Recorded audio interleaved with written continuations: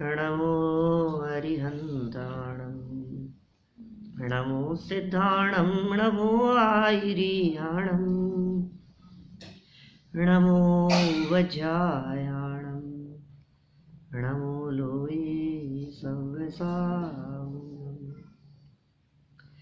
जिन स्वानुभूति से खिरी मम स्वानुभूति मदिगिरी श्री विमल धारा जैन श्रुत आनंद अमृत से भरी समता प्रवाह बहावती रागादि विकल्प तोरी के माँ सरस्वती प्रतिभाव वंदन दृष्टि निज में जोरी के दृष्टि निज में जोरी के। नमः समय साराय स्वानुभूत्या चकासते चित स्वभावाय भावाय सर्वभावांतरचिदे सर्वभावांतरचिदे। ग्रंथाधिराज समयसार जी है भरत क्षेत्र का बहुत सुंदर अपूर्व ग्रंथ, जिसमें भरत क्षेत्र के जीवों के लिए एक अपूर्व और अद्भुत बात आ गई है। साक्षात तीर्थंकर परमात्मा की वाणी सुनकर के आए थे, आत्म अनुभूति से प्रमाण किया था, बात सुनी हुई नहीं है, बात सुनकर के अंदर में अनुभव की हुई है और अनुभव की गहराइयों में बैठकर ये बातें आचार्य कुंद कुंद की लेखनी से प्रस्फुटित हुई हैं। एक एक शब्द में बहुत गहराई भरी हुई है। हम तो यहाँ बहुत सामान्य चर्चा कर रहे हैं, संवर अधिकार की ये चर्चा जिसमें संवरमय है आत्मा, आत्मा को ही संवरमय कह दिया गया। ये आत्मा स्वयं संवरमय है। देखिए संवर किसे कहते हैं? कर्मों के न आने को संवर कहते हैं। संवर की व्याख्या तो यही है ना, कर्म नहीं आए वो संवर हो गया। अच्छा, दूसरी व्याख्या संवर की इस तरह से करते हैं, आते हुए कर्मों को रोकना या एंट्री बंद कर देना, उसका नाम संवर है। प्रदीप भाई ऐसा ही है ना, एंट्री नहीं हुई, प्रोटेक्शन है, माने बाहर से कुछ प्रवेश नहीं करे तो उसके लिए जो प्रोटेक्शन है उसका नाम है संवर। अब आचार्य कुंद कुंद स्वामी, अमृतचंद्र स्वामी, ऐसे जो महापुरुष हैं, वे यहाँ संवर अधिकार में ये बात कहना चाह रहे हैं कि आत्मा सेल्फ प्रोटेक्टेड है, माने उस आत्मा में कर्म का प्रवेश अनादिकाल से कभी हुआ ही नहीं है, इसलिए आत्मा खुद ही संवर में है। अब कौन सा संवर चाहिए तुम्हें? आत्मा में कर्म जाता ही नहीं है ना। अब तुम कह रहे हो संवर करना है। संवर ये किस लिए करना है? संवर ये कर्म आए और वो रुकें, आते हुए कर्म रुकें। आज तक अनादिकाल से कर्मों ने आत्मा को छुआ नहीं है, कर्म आत्मा को छू सकते नहीं है, कर्मों ने आत्मा में प्रवेश किया नहीं है, कर्मों की एंट्री आत्मा में है नहीं। जब आत्मा में कर्म की एंट्री नहीं है तो तुम कह रहे हो कि नहीं आने देवे उसका प्रयास। अरे आते ही नहीं है ना, इस बात को जानने का नाम संवर है। यह आत्मा संवरमय है। कर्म से भिन्न आत्मा की स्वीकृति, कर्म में स्पर्श रस गंध वर्ण पौद्गलिक परमाणु है, वे कर्म पुद्गल हैं, पुद्गल द्रव्य हैं, पुद्गल की अवस्था है, पुद्गल पर्याय हैं। और मैं चेतन तत्व उन कर्मों से अत्यंत भिन्न जाननहार ज्ञायक एक तत्व हूँ। मैं जाननहार हूँ, जानने देखने के लक्षण वाला हूँ। माने मेरा स्वरूप और कर्म का स्वरूप दोनों के बीच में अत्यंत अभाव है, दोनों के बीच में वज्र की दीवार है। तो आते हुए कर्मों को जीव रोक सके ये तो तीन काल में संभव नहीं है। फिर हम पूछ रहे हैं आते हुए कर्मों को रोकने की जरूरत क्या है? कि नहीं, इसलिए कि मैं थोड़ा कर्म से दुखी होता हूं, कि ये तुम्हारी मिथ्या मान्यता है, कर्म तुझे दुखी कर ही नहीं सकता है। यदि कर्म विकार कराए मुझे तो कर्माधीन मैं हो जाऊं, पर कर्म विकार कराता नहीं है, कर्माधीन मैं होता नहीं। कर्म थोड़ी ना मुझे विकारी कराता है, मैं स्वयं विकार भाव रूप परिणमन करता हूं, ये मेरी अज्ञानता है, ये मेरा मिथ्यात्व भाव है। तो फिर संवर करने के लिए करें क्या? संवर की चर्चा तो की है शास्त्रों में, शास्त्रों में ही की है संवर की चर्चा। आप कह रहे हो आत्मा स्वयं संवरमय है, संवरमय का मतलब कर्म का प्रवेश नहीं। यहां तक कि अभी इस अधिकार में तो प्रारंभिक गाथाओं और उसकी टीका में यह भी सिद्ध कर दिया गया कि आत्मा में राग की भी एंट्री नहीं है,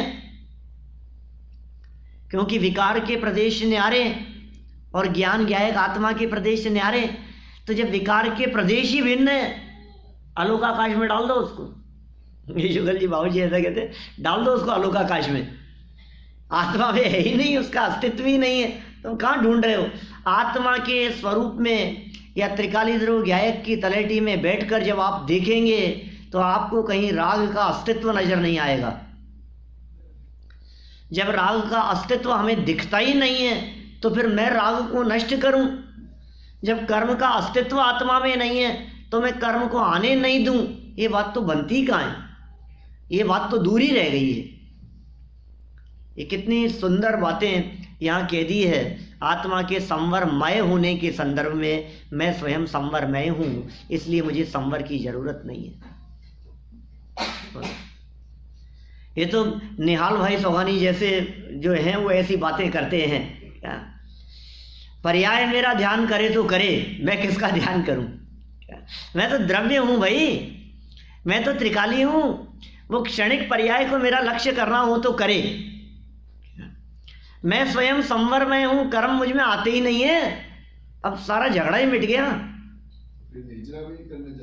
कहाँ कौन की निर्जरा?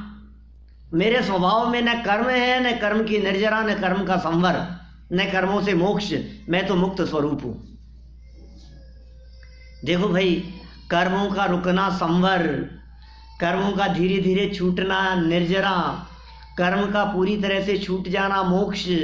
ये सब कर्म की तरफ से देख रहे हो इसलिए बात कर रहे हो। अभी कर्म की तरफ से देखना बंद करो और स्वभाव की तरफ से देखो तो आत्मा को संवर निर्जरा मोक्ष की जरूरत नहीं है। आत्मा तो सदा काल मुक्त है। तो ये जो आखिर चर्चा तो शास्त्रों में की है संवर निर्जरा मोक्ष की, आपके मना करने से क्या होगा? हम दूसरे आचार्यों की बात को माने कि आपकी बात को माने? मानो ना, सबकी बात को मानो, लेकिन उसकी विधि क्या है? उसकी विधि है ये भेद विज्ञान।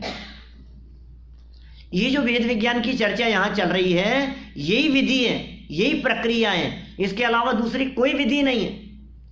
जिसे जीतू भाई आप संवर कह रहे हैं कर्मों को रोकना, जिसे आप कह रहे हैं कर्मों की निर्जरा तो करनी पड़ेगी, वो कर्मों की निर्जरा कर्मों को देखने से नहीं होती। कर्मों का संवर कर्मों को देखने से नहीं होता। अरे जब तक कर्म दिखते रहते हैं तब तक संवर नहीं होता, और कर्म दिखना बंद होता है तो संवर अपने आप हो जाता है। कर्म की ओर से दृष्टि हटती है तो निर्जरा होती है, और कर्म से दृष्टि हटकर जब दृष्टि स्वभाव में ही लीन हो जाती है तो उसे मुक्ति कहते हैं। माने संवर भी अंदर, निर्जरा भी अंदर और मुक्ति भी अंदर।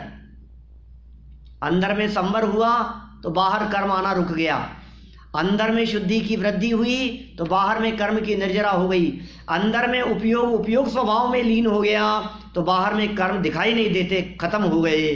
तो ये सब अंदर की बात को बाहर से देखना, ये दो तरह की बातें हो गई। कोई ज्यादा बीमार होएगा और कोई दुखी होएगा तो सब बोलते अपने कर्म का उदय है ना, अपने पाप कर्म का उदय। अरे पाप कर्म के उदय से दुखी नहीं होता, पाप कर्म का उदय जीव को दुखी करने में समर्थ नहीं है। आपकी प्रॉब्लम पाप नहीं है, आपकी प्रॉब्लम पाप कर्म का उदय नहीं है, आपकी प्रॉब्लम अपना मिथ्यात्व भाव है।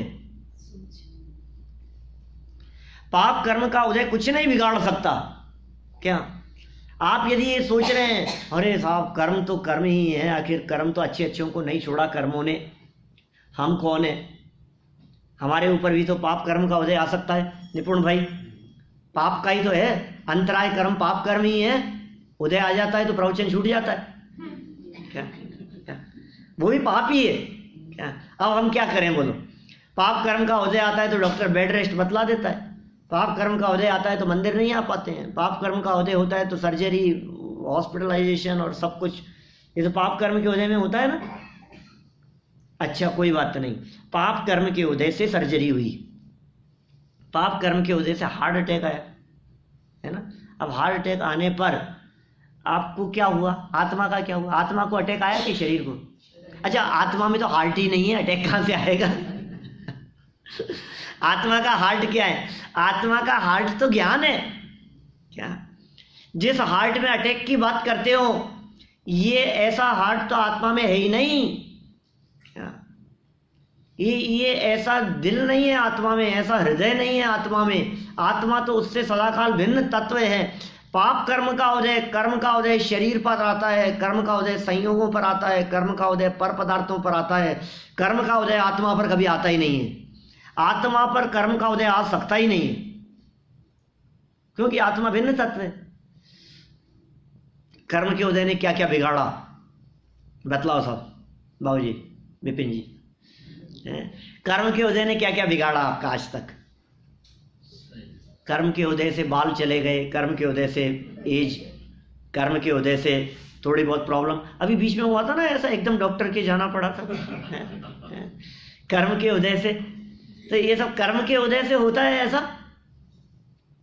भाई ये सब संयोगों में हो रहा है, ये सब शरीर में हो रहा है। ये कर्म के उदय से यदि हम प्रभावित होंगे तो ये हमारी अज्ञानता है। कर्म के उदय को कर्म में आने दो और हम उससे अप्रभावित रह सकें, ऐसा ज्ञान हमारे पास में है जो कर्म के संयोगों के बीच में रहते हुए भी अपने आप को उनसे भिन्न देख सके, ऐसा ज्ञान है हमारे पास में। उस ज्ञान ज्योति का अभिनंदन किया है या संवर अधिकार में, उसे भेद विज्ञान कह करके पुकार रहे हैं। और ये कह रहे हैं ये भेद विज्ञान की कला ऐसी है जिस कला से आज तक जितने जीवों ने मुक्ति की प्राप्ति की है, इस भेद विज्ञान से मुक्ति की प्राप्ति की है। ये मूल कलश में कह रहे हैं, इसी संवर अधिकार का कलश कह रहे हैं आगे आचार्य अमृत चंद्र स्वामी। जितने जीवों ने आज तक मुक्ति की प्राप्ति की है, एकमात्र इस भेद विज्ञान का ही चमत्कार समझना चाहिए। ये रिद्धि हमारे को मिल गई है, ये कला हमारे को मिल गई है भेद विज्ञान की, हमने समझा ही नहीं आज तक कभी। और क्या करना, भेद विज्ञान ही करना है। देखो अभी जब हम कर्म की बात कर रहे थे ना, तो जो व्यक्ति ऐसा समझेंगे कि कर्म की वजह से परेशानियां खड़ी हुई, जिस व्यक्ति ने ऐसा समझा कर्म की वजह से प्रॉब्लम्स क्रिएट हुई, ऐसा जिसने समझा, वो व्यक्ति इस बात को बराबर मानता है कि पाप कर्म के उदय से यदि संकट आते हैं तो पुण्य के उदय से संकट मिटते हैं। बोलो ऐसा ही होगा ना? यदि आपको ऐसा लग रहा है कि जितनी भी फिजिकल प्रॉब्लम है बॉडी से रिलेटेड, फैमिली से रिलेटेड, बिजनेस से रिलेटेड, ये सारी प्रॉब्लम्स यदि आपको लग रही है पाप कर्म के उदय से है, तो आप इन सारी प्रॉब्लम्स का सॉल्यूशन कहां खोजेंगे जीतू भाई? पुण्य के उदय में। समझ में आ रही है बात? क्योंकि यदि पाप कर्म के उदय में प्रॉब्लम है तो पुण्य के उदय में आपको सॉल्यूशन दिखता है। अब ये कह रहे हैं पाप के उदय में प्रॉब्लम दिख रही है इसलिए पाप को हटाना चाहता है, पुण्य के उदय में आपको सॉल्यूशन दिख रहा है इसलिए पुण्य को चाहेंगे आप। ज्ञानी जीव पाप के उदय में तो प्रॉब्लम समझते ही नहीं है, पुण्य के उदय में भी प्रॉब्लम नहीं समझते हैं। और यदि प्रॉब्लम दिखती है तो पुण्य और पाप दोनों ही प्रॉब्लम दिखते हैं, इसलिए दोनों को छोड़कर स्वभाव का अवलंबन लेना चाहते हैं। संयोग बने स्वभाव नहीं, संयोग माने घर बार महल मकान स्त्री पुत्रादिक, आत्मा से भिन्न बाहरी पदार्थ, उन सब का नाम संयोग, उन्हें संयोग कहते हैं। कैसा स्वरूप, यहाँ द्रव्य दृष्टि से बात चल रही है, कोई एकांतवाद का ग्रहण मत करना। क्या यहाँ अपेक्षा द्रव्य दृष्टि से की जा रही है, यहाँ त्रिकाली ध्रुव ज्ञायक का अवलंबन कराने का प्रयोजन है, दूसरा कोई प्रयोजन नहीं। वेद विज्ञान कराना चाहते हैं। हम ये चाहते हैं कि हमारी दृष्टि उन पर पदार्थों से हट जाए।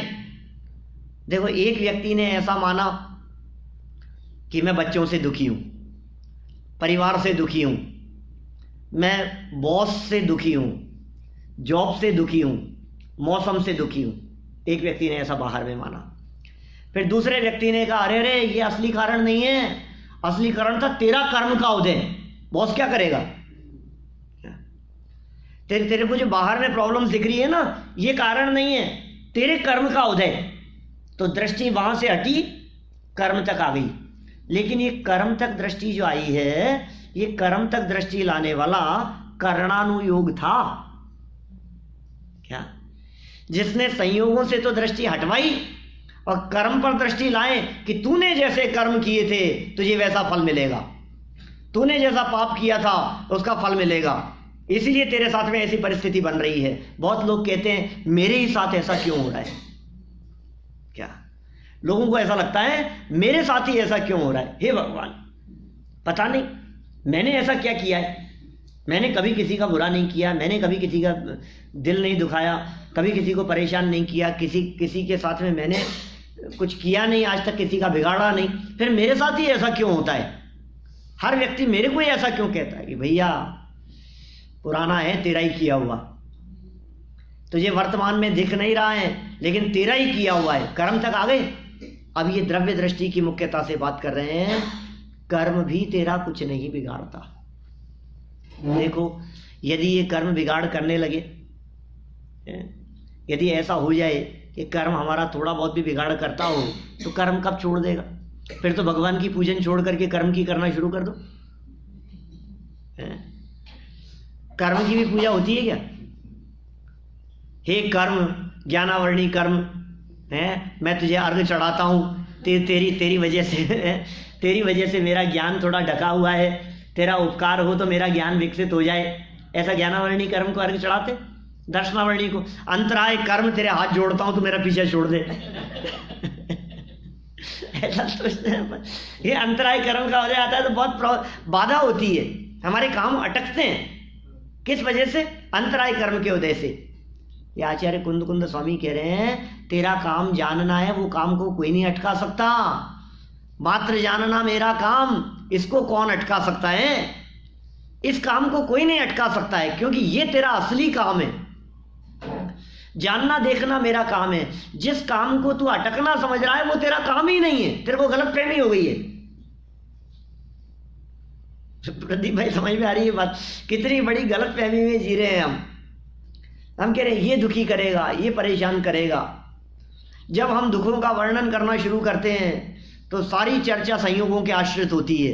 कोई व्यक्ति ये समझने की कोशिश ही नहीं करता है कि ये दुख बाहर से नहीं है, ये दुख तो अंदर से है। ये साहब दुखी तो हूं ना मैं, यहां तो उसका भी निषेध कर दिया कि तू दुखी मानता है, ये तेरा दुख है। दुखी मानना बंद कर दे तो कोई दुख नहीं। अनेक दुख तो इस प्रकार के होते हैं साहब जो खामखा के होते हैं। खामखा के दुख मतलब बिना वजह के। ऐसे कौन से दुख हैं जो बिना वजह के होते हैं? बिना वजह के दुख कौन से होते हैं? कौन कौन से? कुछ तो बताओ, एक आध दो तो।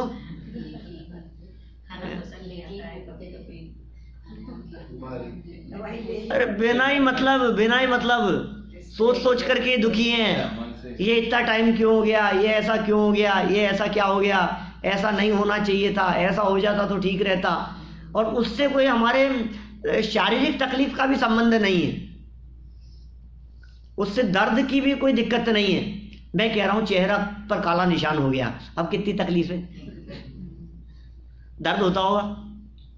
दुख क्या होता है? सर में बाल सफेद शुरू हो गए, अब बतलाओ, अब दर्द होता है कि क्या होता है? कितनी तकलीफ किस चीज की है, मुझे यही समझ में नहीं आता है। तो बहुत दर्द होता है।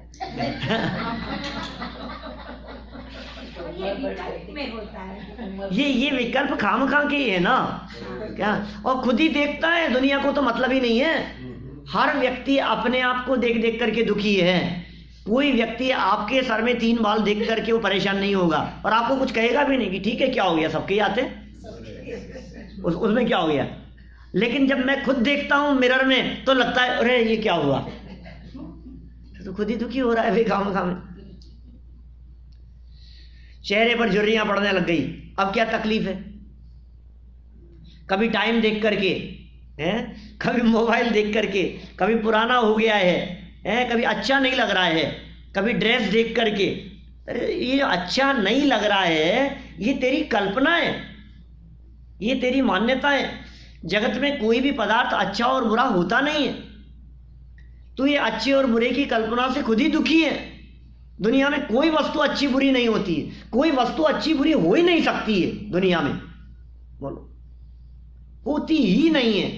हमने सोच लिया ये अच्छी है ये बुरी। अच्छा कौन से कलर का शर्ट अच्छा होता है, कौन सी डिजाइन वाला? कितनी खराब डिजाइन का शर्ट है, कितना खराब है भाई साहब, अच्छे दिखाओ थोड़ा सा। शोरूम पर खड़ा होता है थोड़े से अच्छे, तुम्हें जो खराब दिख रहे हैं ना, कोई दूसरा व्यक्ति आएगा वो उसे अच्छे समझ करके ले जाएगा। आपको कौन सा कलर अच्छा लगता है, कौन सा कलर नापसंद है आपको? आपको जो कलर नापसंद है उसे पसंद करने वाले लोग भी दुनिया में हैं। तो ये जगत का स्वरूप इसी तरह का है।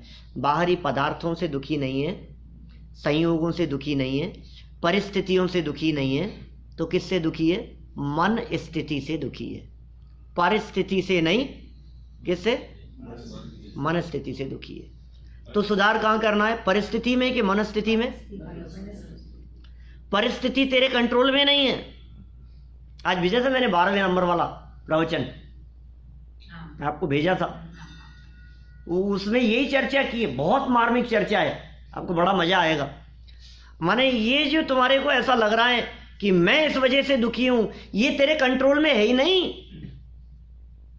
संयोग, ठीक है ना, ये तेरे कंट्रोल में नहीं। द्रव्य कर्म, भाव कर्म और नौ कर्म, ये तीन चीजें हैं। क्या क्या तीन है? द्रव्य कर्म, भाव कर्म और नौ कर्म। नौ कर्म माने संयोग। हमारा सारा सुख दुख इस नौ कर्म के बेस पर दिखता है। मौसम नौ कर्म है, कपड़े नौ कर्म है, परिवार नौ कर्म है, घर बार महल मकान दुकान जॉब बिजनेस सब नौ कर्म है, ये सब नौ कर्म है। अब ये चाहता है कुछ नौ कर्म को हटाऊं और कुछ नौ कर्म को इकट्ठा करूं। जो अच्छे लगते हैं उनको इकट्ठा करना चाहता है, जो अच्छे नहीं लगते हैं उनको हटाना चाहता है। ये कर रहा है, कहाँ कर रहा है? नौ कर्म में। जबकि कह रहे हैं ये नौ कर्म तेरे कंट्रोल में नहीं है, ये द्रव्य कर्म के कंट्रोल में है।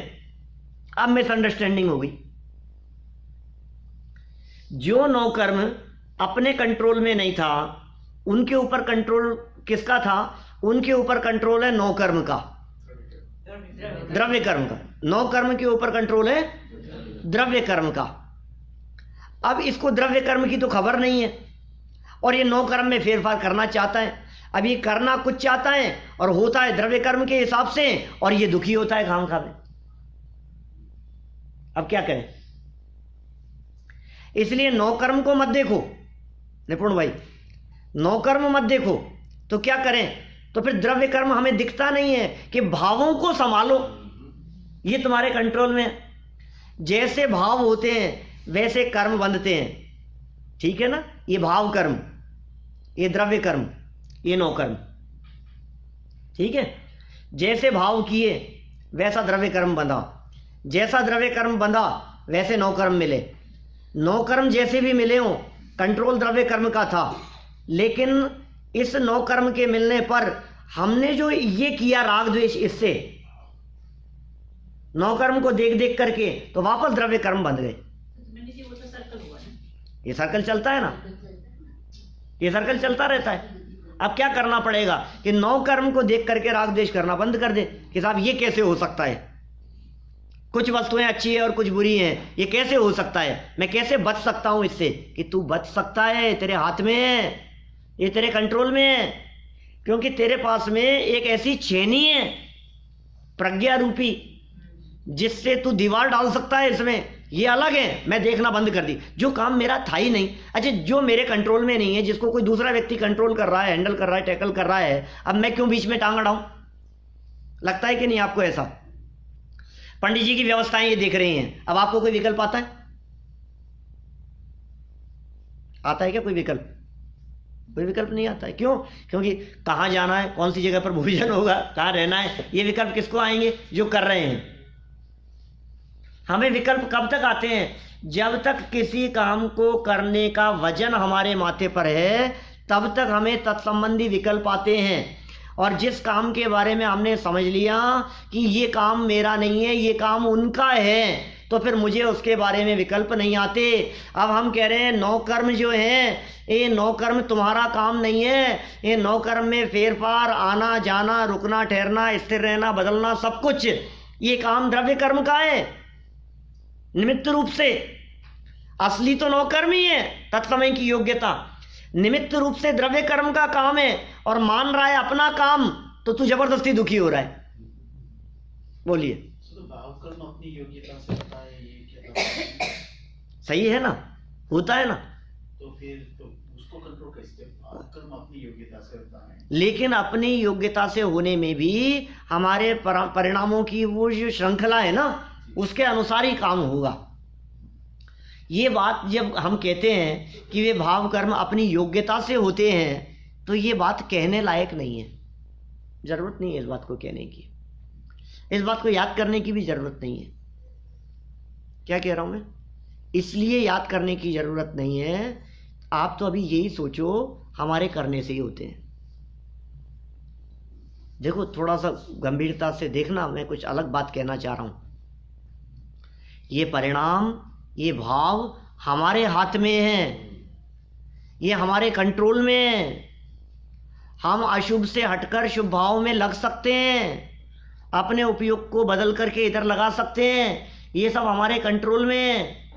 कंट्रोल में नहीं है ये बात तब समझना कि जब अनेक प्रयत्न करने पर भी कोई विकल्प नया खड़ा हो जाता है, तो फिर इसलिए सहजता लाना, ये तेरे कंट्रोल में नहीं था, छोड़ दे। पॉइंट समझ में आ रही है? नहीं तो क्या होगा? अभी देखो, विषय कषायों की चर्चाओं में तो बुद्धिपूर्वक विकल्प करता है क्या? अब हम कहें विकल्प हमारे हाथ में नहीं है, और हम विकल्प पूर्वक यहाँ आए कि नहीं? हम विकल्प पूर्वक जॉब पे जाते हैं या नहीं? विकल्प पूर्वक खाना बनाना, करना, ये वो दुनिया भर के काम करते हैं ना। हम सोचते हैं ना, हम प्लानिंग करते हैं कि नहीं? अब आप कह रहे हो अपने हाथ में नहीं है। कैसे नहीं है? पंचेंद्रिय विषय भोगों से उपयोग हटाकर ज्ञायक की तरफ लाना, ये हमारे ही हाथ में है। ये कंट्रोलिंग पावर अपने पास में है, किसी और के पास में नहीं है। आप ये कंट्रोल अपने हाथ में लो, आप कंट्रोल किसी और के हाथ में मत दो। ये दूसरे के हाथ में यदि आपने कंट्रोल दिया तो सब गड़बड़ा जाएगी स्थिति। हमारे सुख दुख का कंट्रोल परद्रव्य के हाथ में नहीं है। हमारे सुखी दुखी होने का कंट्रोल अपने हाथ में है, रिमोट दूसरे के हाथ में नहीं, अपने हाथ में है। क्या करें? वेद विज्ञान करो। करने योग्य काम क्या है? हम क्या करें ये बतलाओ साहब। आप तो कुल मिला करके हम क्या करें? नहाना धोना, खाना पीना, घूमना फिरना, स्वाध्याय करना, ये सब तो करते हैं हम लोग। मंदिर भी आते हैं, स्वाध्याय भी करते हैं, सीडी भी सुनते हैं, कैसेट सुनते हैं, गुरुदेव का प्रवचन सुनते हैं। बराबर यहाँ चलता रहता है, हमारा स्वाध्याय ग्रुप में कुछ ना कुछ चलता रहता है। तो ये सब होता रहता है। अब करें क्या सुखी होने के लिए? फिर भी सम्यक दर्शन नहीं हो रहा है, क्या करें? सम्यक दर्शन सब चाहते हैं। तो ये अमृतचंद्र आचार्य यहाँ ये अंतिम कलशों में ये समाधान बतला रहे हैं। अपना करने योग्य काम क्या है? संवर अधिकार के अंतिम कलश। भावयेद भेद विज्ञानम इदम अच्छिन्न धारया 130 तावत्यावत् पराच्युत्वा ज्ञानम ज्ञाने प्रतिष्ठते। 130 299 नंबर पेज है। क्या कह रहे हैं? भावयेद भेद विज्ञानम, वेद विज्ञान की भावना भाव। क्या कहा? वेद विज्ञान की भावना भाव। वेद विज्ञान की हर समय एक ही चीज, बस भेद विज्ञान, भेद विज्ञान, भेद विज्ञान, भेद विज्ञान, भेद विज्ञान। हर चीज में भेद विज्ञान। खाते हुए खाने से भेद विज्ञान, नहाते हुए नहाते से भेद विज्ञान, सोते हुए सोते से भेद विज्ञान, रोते हुए रोते से भेद विज्ञान, हंसते हुए हंसते से भेद विज्ञान, पढ़ते हुए पढ़ते से भेद विज्ञान, बस दूसरा कोई नहीं कि ये मैं हूं के पर है, मैं कौन हूं और पर कौन है, ये धारा चलने दो बराबर। पर ये विकल्प में पहले तो होता है ना। विकल्प ही चलेगा। हाँ, विकल्प। अभी ये भेद विज्ञान की धारा की जो बात कर रहे हैं ये विकल्पात्मक ही चलेगी। हाँ, खाना खाते समय मैं खाना खाने की क्रिया का करता हूं या खाना खाने की क्रिया को जानने का करता हूं, ये भेद विज्ञान। कंटिन्यूअस होना चाहिए। ये कंटिन्यूअस धारा बहनी चाहिए प्रदीप भाई। ये प्रैक्टिस करके, अरे बहुत इजी है। मैं गाड़ी चला रहा हूं कि गाड़ी चलती हुई को जान रहा हूं? मैं चला नहीं रहा हूं, मैं जान रहा हूं। मैं भोजन बना रहा हूं कि भोजन बनाते हुए को जान रहा हूं? हकीकत क्या है वो सोचिए, सोचो जरा। कदम कदम पर आपको ये बात ख्याल में आएगी, मैं करने वाला नहीं हूं, मैं जानने वाला हूं। मैं करता नहीं हूं, मैं ज्ञाता हूं। और जब मैं ज्ञाता हूं तो वजन उतर गया। दिक्कत ये हो रही है, अपने आप को कर्ता समझ लिया। कर्ता समझ लिया तो भाग दौड़ करता है, आकुलता होती है। कर्ता मानते ही आकुलता खड़ी हो जाती है और ज्ञाता मानते ही आकुलता मिट जाती है। आपके घर आ रहे हैं भोजन करने के लिए, पंडित जी आने वाले हैं, पंडित जी आने वाले हैं, क्या बनाऊं, क्या करूं, हैं क्या खाएंगे, ये खाएंगे कि ये नहीं खाएंगे। अब क्या चल रहा है आपको? मैं क्या करूं, करने संबंधी विकल्प चल रहे हैं आपको। और आप ये समझ लो जो होगा हो जाएगा। क्या तकलीफ मिट जाएगी? क्या बात कर रहे हो? वो तकलीफ मिट जाएगी, वो आकुलता मिट जाएगी। तकलीफ असली है आकुलता की। जितनी भी तकलीफ है उस तकलीफ जो है उसे कहते हैं आकुलता। आकुलता की वजह से तकलीफ है। आकुलता मिटी और तकलीफ मिट गई, और आकुलता है इसका नाम तकलीफ है। उपाय क्या करना है अपने को? उपाय ये करना है कि आकुलता मिटे। ये कह रहे हैं निरंतर ये धारा चलनी चाहिए, वेद विज्ञान की धारा। अभी इसके आगे वाला कलश देखो, पहले 131 नंबर वाला देखो। वेद विज्ञान तह सिद्धा, सिद्धा ये कल केचन अस्यवा भाव तो बद्धा, बद्धा ये किल केचन। क्या कह रहे हैं? वेद विज्ञान तह सिद्धा, पहले महिमा बतला रहे हैं यहाँ। वेद विज्ञान से सिद्ध होते हैं, ये महिमा है वेद विज्ञान की। सिद्धा सिद्ध है, इसके अलावा और दूसरा कुछ नहीं है उपाय। वेद विज्ञान ते सिद्धा। और कह रहे हैं अस्येव भाव तो, अस्य एव अभाव तो बद्धा, इसके अभाव से ही बंधे। आज तक अनादिकाल से जितने भी जीव सिद्ध हुए हैं वो सब भेद विज्ञान के बल से ही सिद्ध हुए हैं। जितने जीव संसार दशा में हैं और संसार दशा में परिभ्रमण कर रहे हैं वो सब भेद विज्ञान के अभाव से ही परिभ्रमण कर रहे हैं। क्या कहा? भेद विज्ञान जिसकी लाइफ में है वो सिद्ध बन जाएगा। वेद विज्ञान जिसके जीवन में नहीं है वो संसार में रुलता रहेगा। ये इन्होंने नियम बतला दिया। जितने भी जीव, महावीर भगवान कैसे मोक्ष गए? वेद विज्ञान के बल से। आदिनाथ भगवान कैसे गए? बाहुबली स्वामी। और आज नेमिनाथ भगवान का मोक्ष कल्याण है। नेमिनाथ भगवान कैसे गए मोक्ष? वेद विज्ञान के बल से। और रामचंद्र जी कैसे गए होंगे? वो भी वैसे ही गए थे। भरत जी तो चक्रवर्ती थे, वो तो थोड़ा सा अस्त्र शस्त्र से और चक्र रत्न से, कुछ तो कुछ नहीं, सब एक ही जवाब है वेद विज्ञान से। तो अब आपको क्या करना है? साहब हमें भी मोक्ष जाना है तो क्या करना पड़ेगा? अरे बिल्कुल प्रूवन है। आज तक अनादिकाल से लेकर आज तक एक भी ऐसे सिद्ध परमात्मा का नाम बतलाओ जो बिना भेद विज्ञान के सिद्ध हो गए हों। और हम ऐसे हैं कि बिना भेद विज्ञान के सिद्ध होना चाहते हैं। वेद विज्ञान करना नहीं है और मोक्ष सबको जाना है। वेद विज्ञान का अभ्यास करना नहीं है और सम्यक दर्शन सबको चाहिए, तो कैसे होगा? यही तो सम्यक दर्शन की विधि है ना। सम्यक दर्शन की प्राप्ति का उपाय, सम्यक दर्शन की प्राप्ति की विधि, सम्यक दर्शन की प्राप्ति की प्रक्रिया, ये प्रक्रिया यहां से शुरू होती है वेद विज्ञान से। एक एक से वेद विज्ञान करो। जो अपना नहीं है, जो अपने हिसाब से चलता नहीं है, जिस पर अपना कंट्रोल नहीं है, जिसका कंट्रोल किसी और के हाथ में है, वहां से अपनी दृष्टि हटाते जाओ। बोलो अब किस किस से हटानी है? सबसे पहले दूर से चलो, बिजनेस से शुरू करो। ये बिजनेस अपने कंट्रोल में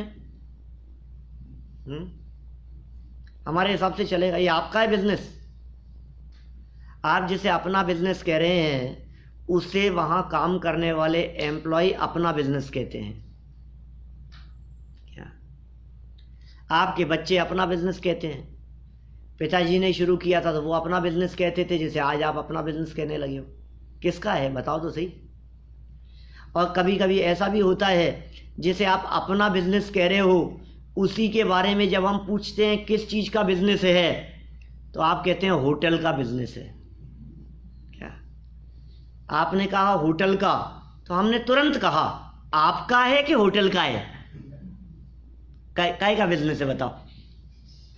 है किसका बिजनेस है? कि साहब डायमंड का बिजनेस है।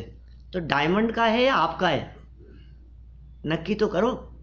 आप खुद ही कह रहे हो डायमंड का बिजनेस है, तो डायमंड का बिजनेस है और फिर ये भी कह रहे हो कि मेरा है। कितनी बड़ी भूल है। तो नहीं वो तो चलो कोई बात नहीं, जो भी है, लेकिन उसको संभालते तो हम ही हैं ना, उसको करते तो हम ही हैं कि नहीं करते। वेद विज्ञान करो। देखिए सुबह से लेकर शाम तक बिजनेस में कितने प्रसंग ऐसे बनेंगे, जॉब पर, ऑफिस में, शॉप पर, शोरूम में, जिन्हें देख करके आपको ऐसा लगे कि ये मेरे कंट्रोल में नहीं चल रहा है। बस तुरंत वेद विज्ञान। जैसे ही आपको फील हुआ कि ये मेरे हिसाब से नहीं चल रहा, इसका मतलब मेरा नहीं है, खत्म हो गई बात। बस इस पॉइंट को ध्यान रखना। अब वहां से बदल करके परिवार पर आ जाओ। ये परिवार मेरा है कि तुम्हारे हिसाब से चलता है क्या? कि मेरे हिसाब से तो नहीं चल रहा है। तो जो तुम्हारे हिसाब से चले वो तुम्हारा, जो तुम्हारे हिसाब से नहीं चले वो तुम्हारा नहीं। क्या? जो तुम्हारे हिसाब से चले वो तुम्हारा, जो तुम्हारे हिसाब से नहीं चले वो तुम्हारा नहीं। फैमिली में कौन कौन तुम्हारे हिसाब से चलता है?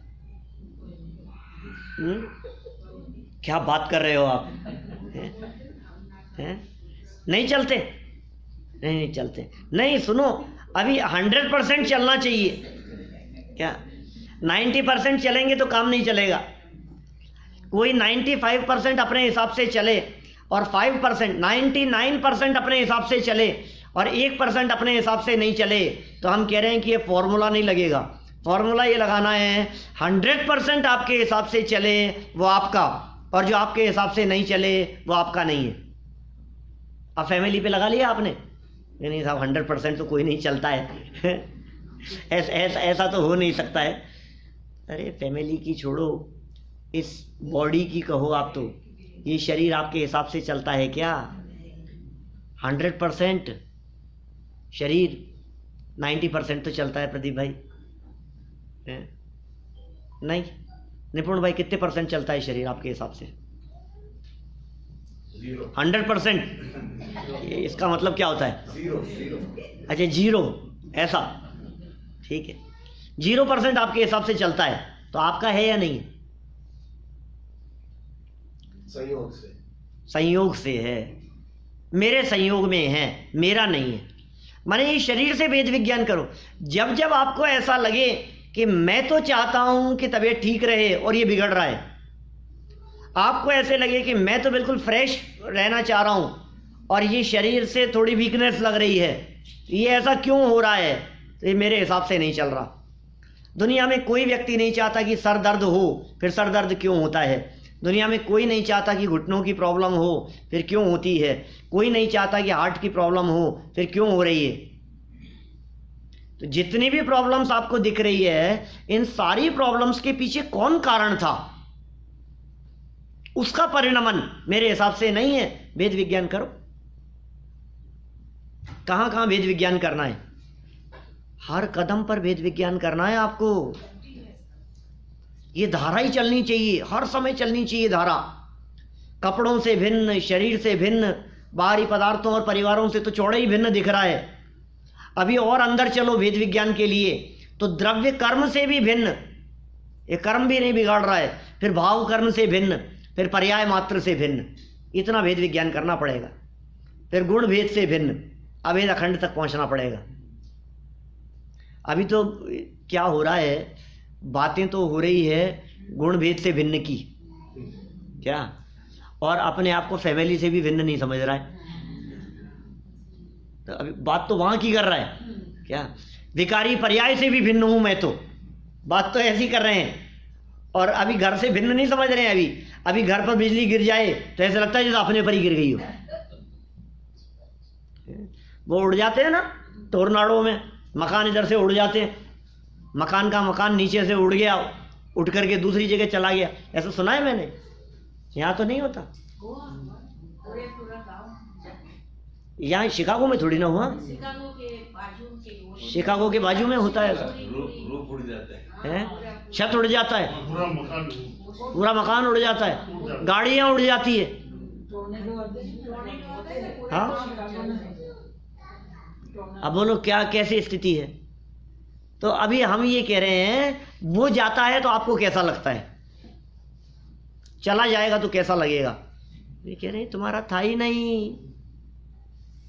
मैंने कही थी क्या ये बात आपको, ये किसका है ये आईपैड, अभी गलती से कोई दूसरा ले जाए इसको, क्या, और ले जाए और फिर आपके पास वापस आए नहीं, आपको कैसा लगेगा। ये यहाँ से मैं भी इसको खिसका रहा था और ये खिसकते हुए ये एकदम गिर गया, तो निपुण भाई कितनी तकलीफ होगी आपको।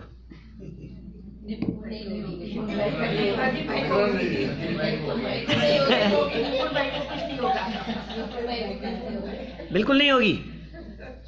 कैसे दोस्त हैं, इनको बिल्कुल तकलीफ नहीं होगी, तो किसको होगी। है जिसको ये लग रहा है कि ये मेरा है?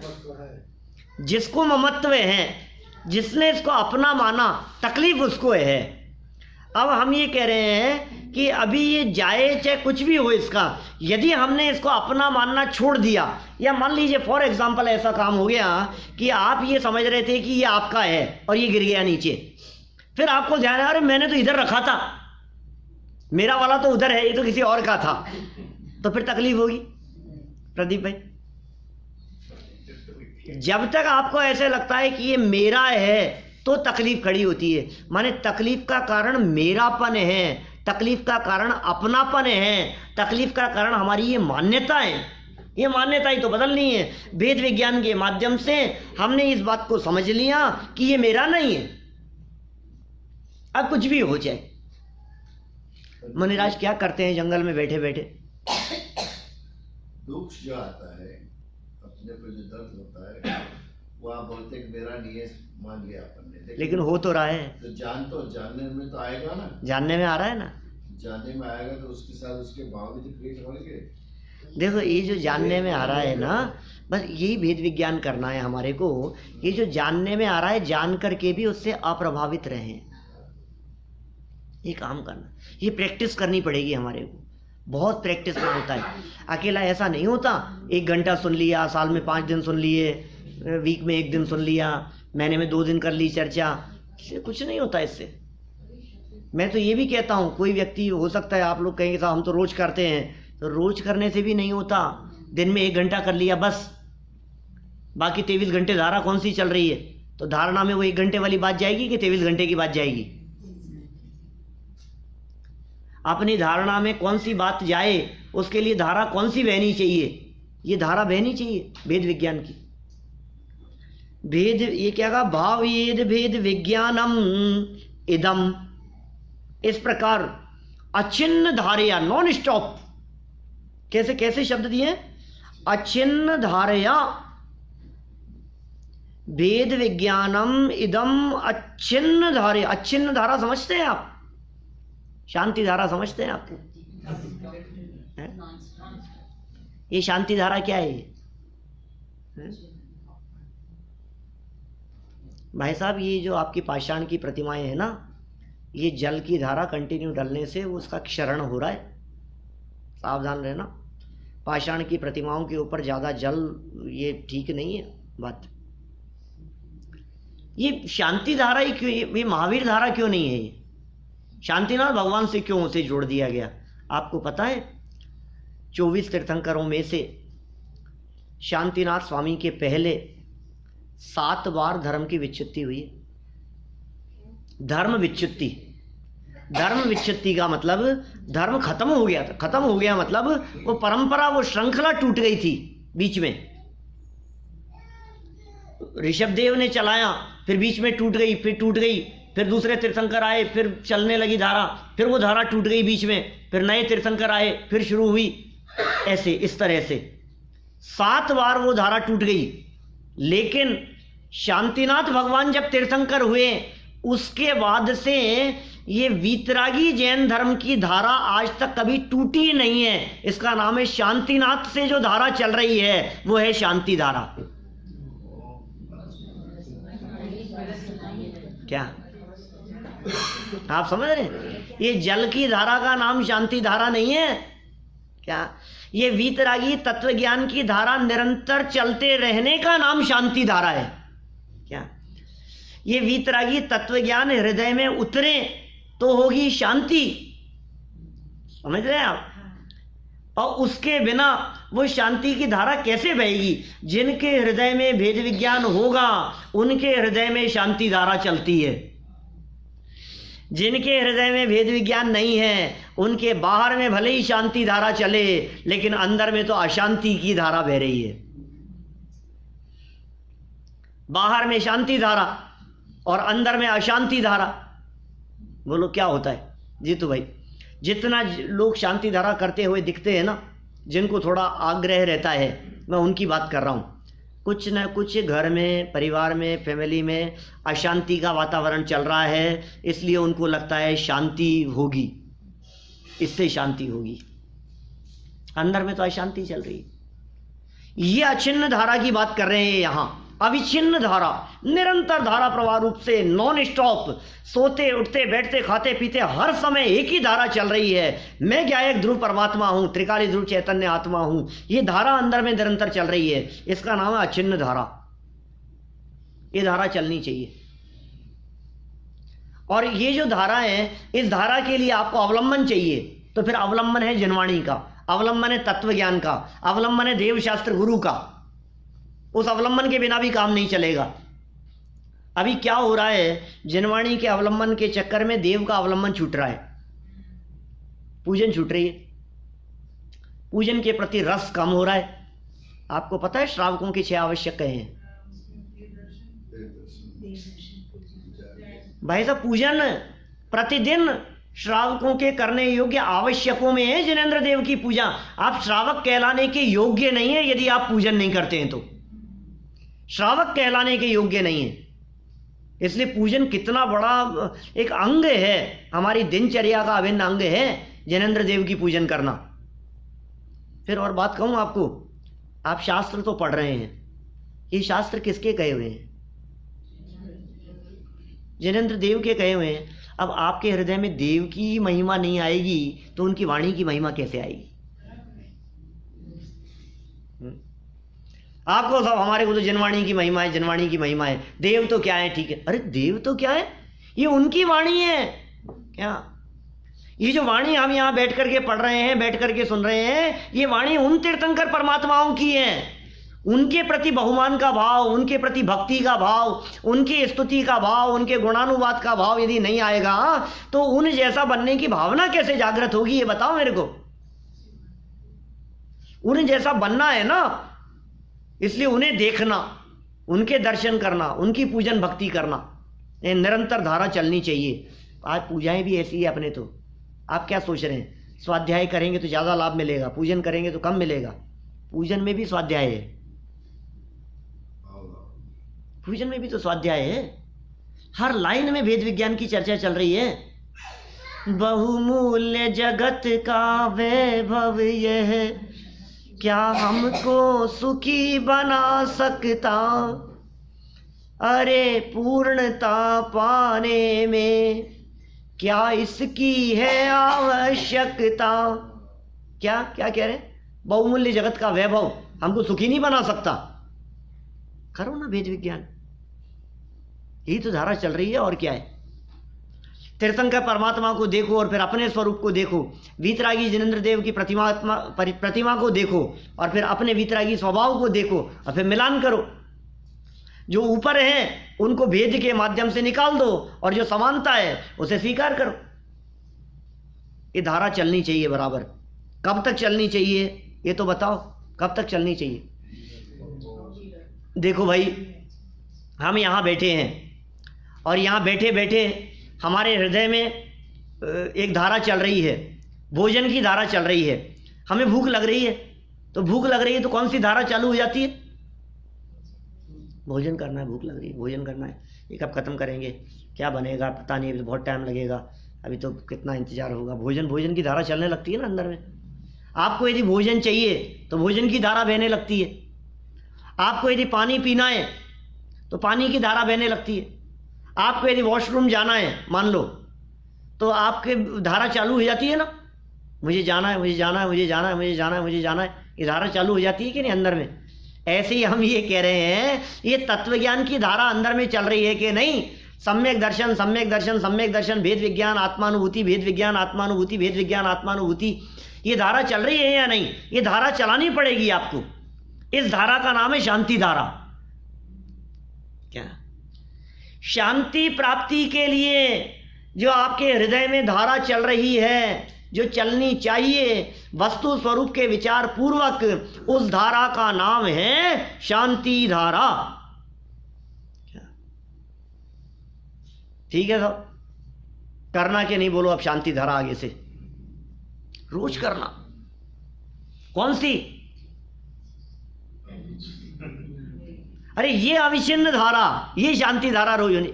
देखो कहीं कहीं यदि शास्त्र में लिखा हो, हमारे कहीं देखने में नहीं आया, लेकिन लोग कहते हैं शांति धारा तो रोज होनी चाहिए। हम कह रहे हैं रोज नहीं, प्रति समय होनी चाहिए। क्या? आपने तो उस धारा को रोक दिया। हमारे हृदय में ये शांति धारा निरंतर चलती है। हमारे हृदय में शांति धारा नॉन स्टॉप चलती है। हमारे हृदय में शांति धारा बिल्कुल धारा प्रवाह रूप से चलती है।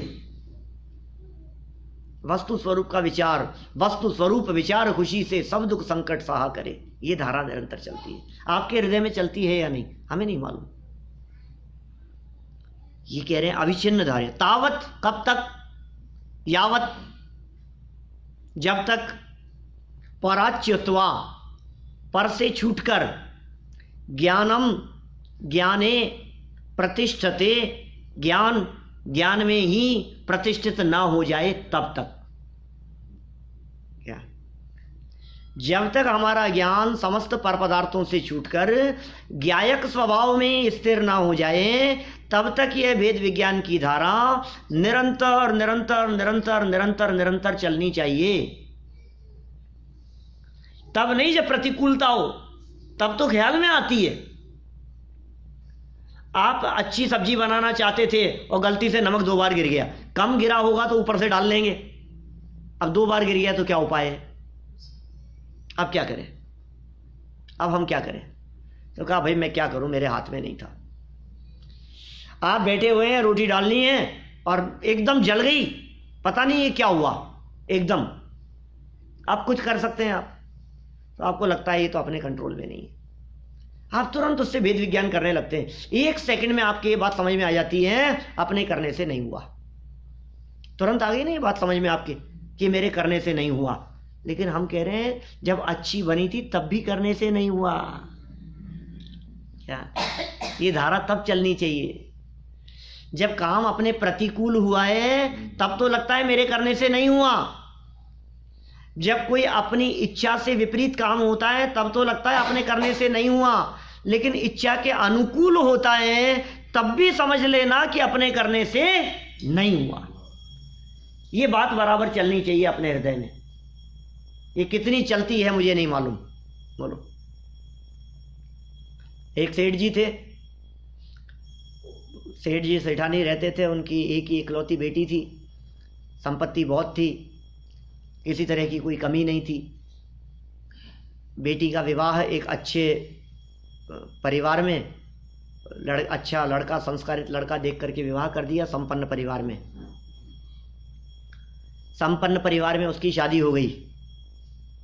संपन्न परिवार में शादी होने के बाद साल 2 साल बाद, 3 साल बाद, 5 साल बाद पता नहीं बिजनेस में क्या ऐसा उतार चढ़ाव आया कि उनकी पूरी संपत्ति खत्म हो गई। संपत्ति खत्म हो गई, पैसा खत्म हो गया। अब दामाद थे, सेठानी जी ने कहा सेठ जी से कि कुछ मदद कर दो।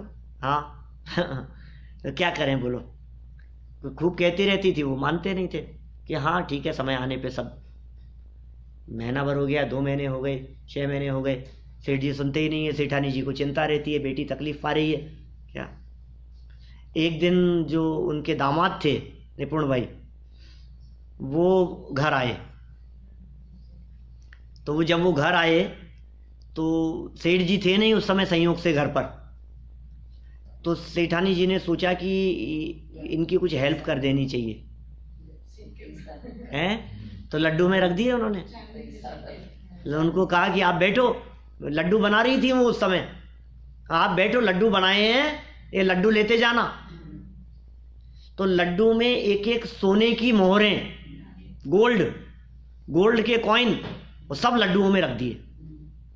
लड्डू बंद कर दिए, 2 किलो लड्डू पैक करके उनको दे दिए। वो बेचारे बहुत सरल सज्जन थे, वो लेकर के चले गए। कोई किसी तरह के कोई गलत शौक नहीं थे। जब वो लेकर के बाहर जा रहे थे तो उनको लगा कि यार ये सासू जी ने भी क्या मेरे गले ज़बरदस्ती ये 2 किलो लड्डू बांध दिए हैं। अभी मार्केट के कितने काम हैं, कितनी प्रॉब्लम्स है, कहाँ कहाँ जाना है, कहाँ कहाँ मिलूँगा, कितनी बहुत दिक्कत है। और क्या लड्डू में क्या है, ठीक है। ये वो सोचते हुए चल रहे थे कि सामने मिठाई की दुकान दिखी और उन्होंने अपने वो जो 2 किलो लड्डू थे, सोचा कि यार ये मिठाई वाले को दे चलो, इसको बेच दो, पैसे भी मिल जाएंगे, वजन भी उतर जाएगा और काम भी हो जाएगा। लड्डू उनको बेच दिए, दुकान वाले को बेच दिए। फिर क्या हुआ होगा, हैं? वो बेच करके चले गए, ठीक है। अब वो तो बेच करके चले गया, वजन उतर गया उसका। उधर से सेठ जी आ रहे थे, जीतू भाई।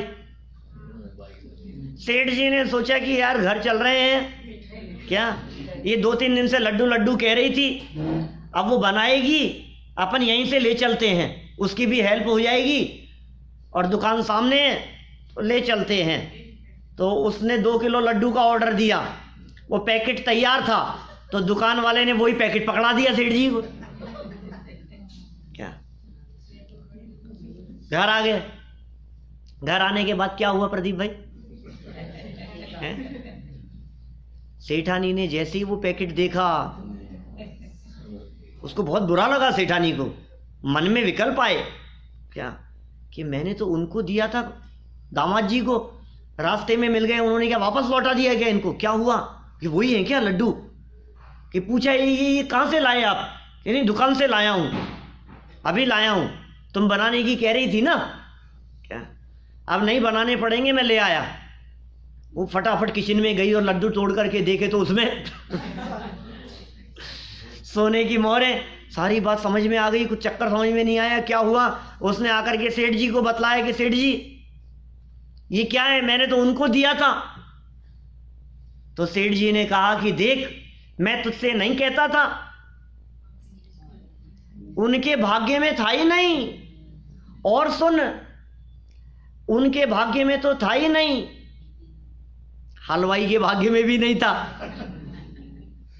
क्या, और सुन, जिस द्रव्य का, जिस पदार्थ का, जिस द्रव्य क्षेत्र काल भाव में क्षेत्र से क्षेत्रांतर होने की जितनी योग्यता होती है, वो उतना ही परिणमन करता है। तुम्हारे चलाने से जाता नहीं है, तुम्हारे देने से दिया जाता नहीं है, तुम्हारे इकट्ठा करने से इकट्ठा होता नहीं है, तुम्हारे रोकने से रुकता नहीं है। तुम्हारे को भ्रम हो जाता है कि हमने इनकी हेल्प करी। तुम हेल्प करके भी कर नहीं सकते हो, तुम देना चाह करके भी दे नहीं सकते हो। क्या, और तुम देना चाहो और उनके उसमें ना हो तो वो जाना जिसके यहाँ है उसके यहाँ चला जाएगा। तुम क्या करो उसमें, कौन क्या कर सकता है। ये धारा चलनी चाहिए बराबर चिंतन में। चिंतन में यदि ये धारा चलेगी, एक एक कण कण की स्वाधीनता की बात यदि आपके हृदय में होगी। आप सोचिए, ऐसा भी हो सकता था 2 किलो लड्डू थे और सेठ जी 1.5 किलो लाते तो आधा किलो उसके यहाँ रह जाते, हलवाई के यहाँ। ऐसा भी हो सकता था। और यदि 1 किलो लाते और 1 किलो में से 1 किलो हलवाई आधा किलो किसी और को बेच देता तो आधा किलो में स्वर्ण की मोहरें किसी और के चली जाती, कुछ उसके रह जाती, कुछ इसके यहाँ आ जाती। कितनी स्वाधीनता है, कौन क्या करे, किस किस का क्या क्या करें हम, कुछ नहीं चलता है। यह अत्यंत स्वाधीनता का मार्ग है, ये भेद विज्ञान का मार्ग है। शरीर से और संयोगों से भेद विज्ञान के साथ साथ जो प्रतिकूल परिस्थितियां हैं उनसे भेद विज्ञान के साथ साथ अनुकूल परिस्थितियों का भी मैं करता धरता नहीं हूँ। ये धारा जब बराबर चलेगी तो हमारा उपयोग, हमारी दृष्टि उन समस्त पर पदार्थों से हटकर स्वभाव सन्मुख हुए बिना नहीं रहेगी। मैं जिनका करता नहीं हूँ वहाँ से मेरी दृष्टि हट जाएगी, जिसका मैं करता हूँ वहाँ दृष्टि आ जाएगी। जब दृष्टि अपने में आएगी तो निश्चित रूप से संवर हुए बिना नहीं रहेगा। तो इस तरह का ये जो संवर है, ये संवर हम सभी की लाइफ में शीघ्रातिशीघ्र प्रकट हो, इसी मंगल भावना से बात को यहीं विराम देता हूँ। अपनी पूजा का